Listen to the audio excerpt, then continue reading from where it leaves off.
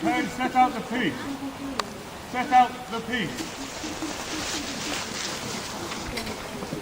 Now the tools will be placed against the axle tree. There's a water bucket placed by the muzzle, and the ammunition box will be brought a safe distance back to the rear, and they will position it so it opened up away from the gun. This is to alleviate any burning debris flying back and igniting the remainder of the charges that somebody was tending the box.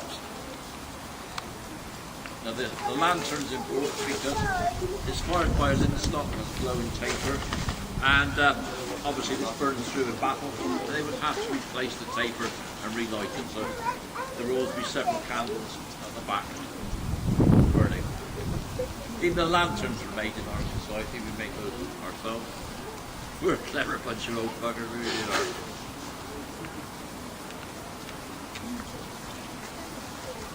Now the men take up their positions on the cannon. Man out the piece. Now 2 matrosses go to the floor to tend the muzzle of the cannon. A matross is a lesser paid, lesser skilled gunner. At the breech end, by the vent hole, will be a sergeant and a corporal gunner. And at the rear would be a 3rd matros tending the supply of powder and projectiles. Now the first duty, our first matros enters a coarse corkscrew-like implement termed a worm, and he must search for any debris that lies within the foreland piece. Clear it. Worm.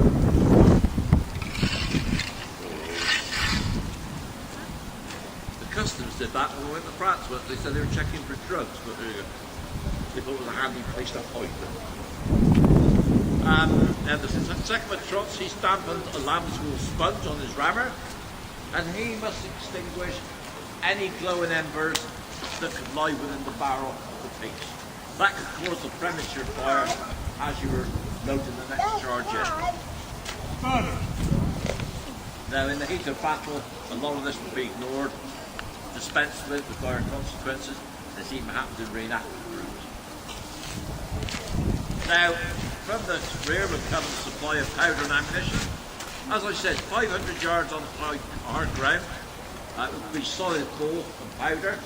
When the range came down to around 120 yards, they would resort to canister or grate.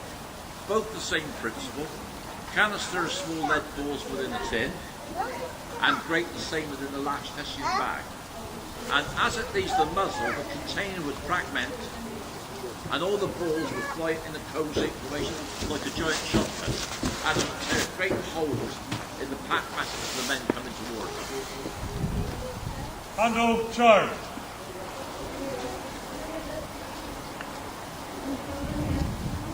Now the charge ball will be placed into the muzzle of the cannon, or into the bell, as it's called. No. All the cannons shaped into architectural names for some reason. Now the charge has to be rammed home as we did with the musket. And the second matros has spun his rammer, he has a hardwood end now, and he must ram the contents firmly home. Ram.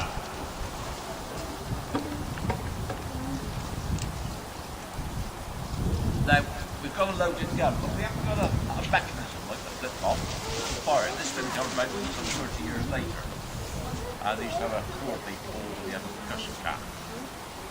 So we have to pierce the charge through the vent hole with a brass pointed implement or the vent brick, and it's made of brass so it doesn't spark before the premature fire. They push it through that vent and pierces that bag, and the gunner would then put in a black powder impregnated goose quill as a fuse. When they used to be exhausted of that, they used to use the powder from the horns that you see carried on the side. Second prize.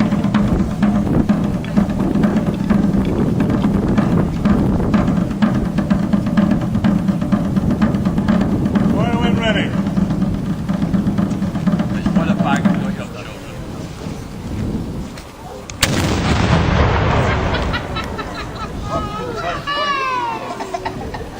Take the front off quickly.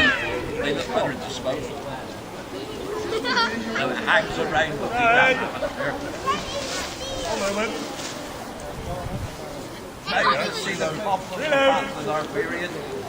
The artillery would have to wait till the smoke clears, then see what damage they cause, adjust the range and elevation of the quadrant that they had at the end of the run, pull the gun back to its original position because it's oil, and then have to go through the procedure all again.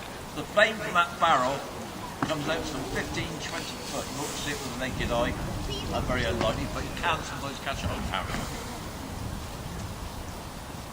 Handle charge. They love it down our way when we fire to the end of the curse of the seagull down our way. As soon as we fire on the coast there, all the seagulls come over the Penarth and they're welcome to it. Second pride.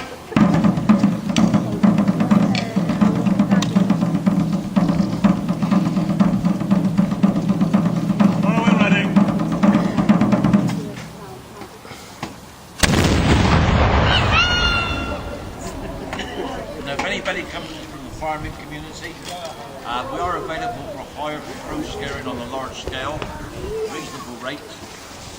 Where's the thing? Where? Oh dear.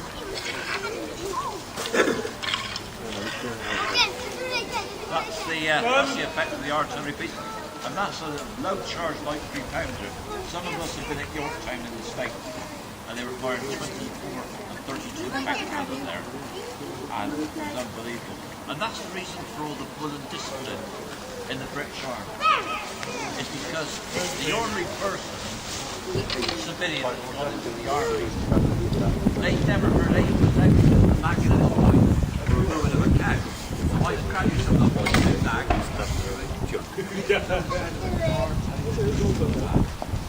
All the battles of the boys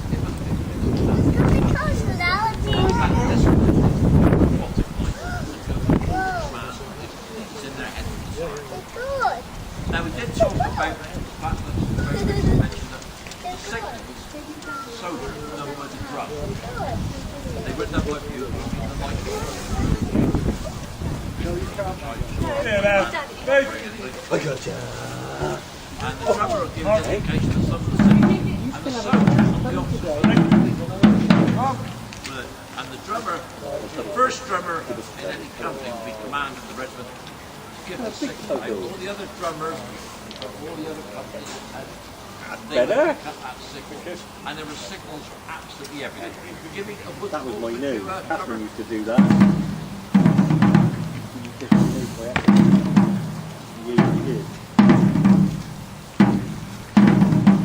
So all the soldiers who were designated to duty on wood, they would then go out with their Got on my shoulders, ready? they would go and collect all the firewood necessary for the Carry it along like that, and if I want to stick their tummy with it. This is taps. These are taps, I'm sure.